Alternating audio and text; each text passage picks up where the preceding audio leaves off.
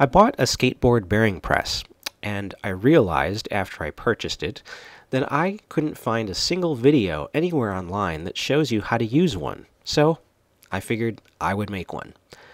There aren't a lot of skateboard bearing presses on the market. Here's two of them. This first one you see is made by FKD, and as you can see, the weld there that's holding the handle onto the press is pretty good. It's pretty solid. This bearing press is made by Powerdyne, and if you look at the weld that's holding the handle on, you can see it's just one tiny little spot weld. It's not very big, and I actually broke the weld on the Powerdyne.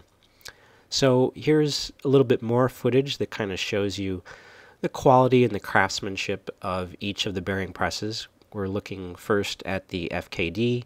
Again, this weld on the handle is pretty darn solid, pretty beefy. You can see the thickness of the plates that make up the actual sides of the bearing press. In the bottom, you can see the spindles that are holding the press together. It's pretty solidly built. The Powerdyne, the metal is a little bit thinner. Again, you can notice that spot weld right there that cracked on the Powerdyne. It's just not quite as strong. The Powerdyne is a little bit wider, and it's a little bit longer, and I think it can probably hold a slightly larger wheel, like if you're doing, say, 70mm wheels for a longboard or something. The Powerdyne is probably a better choice. But my preference is the FKD. So if you're going to put bearings in wheels, that's what you need, the bearing press. You need a good set of bearings. You obviously need a wheel, and I like to use steel bearing spacers.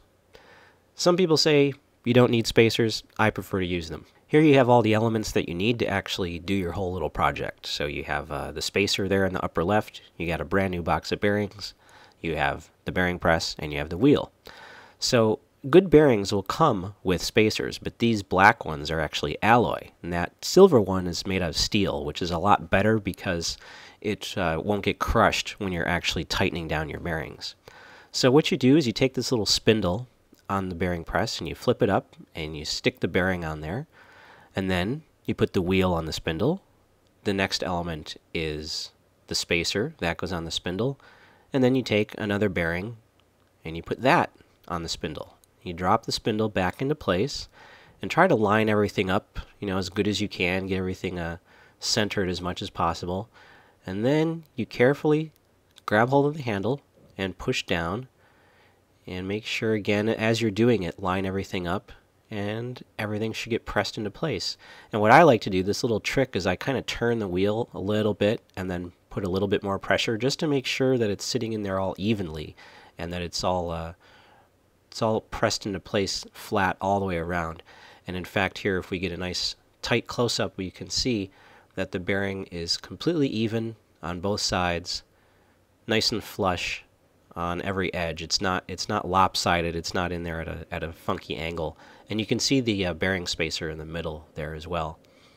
Now, how do you remove a bearing using a bearing press? Well, on this side is the spindle, which we use to put the bearings in. But on the other side here, we've got this little tab that kind of sticks out on the end of the bearing press rod. We can zoom in and get a little tighter shot of that, and you can see how it's just got that sort of little lip on it. So what you basically do, it's very simple.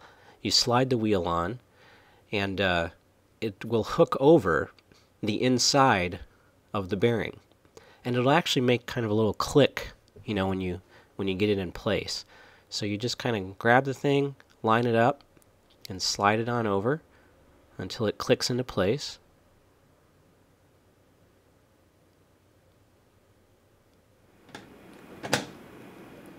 Then grab hold of the handle, start to push down, and you gently push down until the wheel itself is going to get pulled up against the plates. As you can see right here, the wheel is pulled up solid against the plates. So then you grab hold of the wheel, get a nice solid grasp on it, and you'll actually hear the bearing pull out as you push down on the handle. And that's it. Simple way to remove the bearing, and that's all of the instructions for today of how to use a skateboard bearing press.